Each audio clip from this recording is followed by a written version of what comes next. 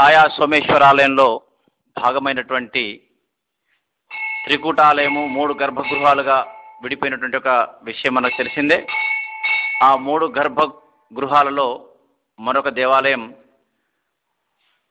బ్రహ్మ ఆలయం. బ్రహ్మకు భారతదేశంలో ఎక్కడ ఆలయాలు లేవని చెప్పి అంటుంటారు. ఆశ్చర్యం, ఇక్కడ బ్రహ్మకు కూడా ఆలయం ఉంది. ఈ బ్రహ్మకు నిర్మించినటువంటి ఒక ఆలయంలో విశేషత ఏమిటంటే, ఇక్కడ ఒక వస్తువు కానీ ఒక వ్యక్తి కానీ బ్రహ్మకు ఏ రకంగా అయితే 4 తలలుంటాయో ఆ రకంగా అతని యొక్క ఛాయ 4 భాగాలుగా కనిపించేటువంటి ఒక అద్భుతమైనటువంటి సుందర దృశ్యాన్ని మనం చూడబోతున్నాం.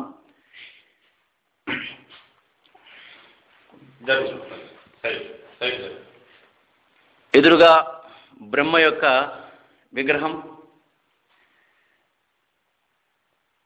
ఆ బ్రహ్మకు ఏ రకంగా అయితే 4 తలలు ఉంటాయో ఒక భక్తుడి యొక్క నీడలు కూడా 4 నీడలు కనపడతాయి. ఇదిగో 1వ నీడ, 2వ నీడ, 3వ నీడ, 4వ నీడ.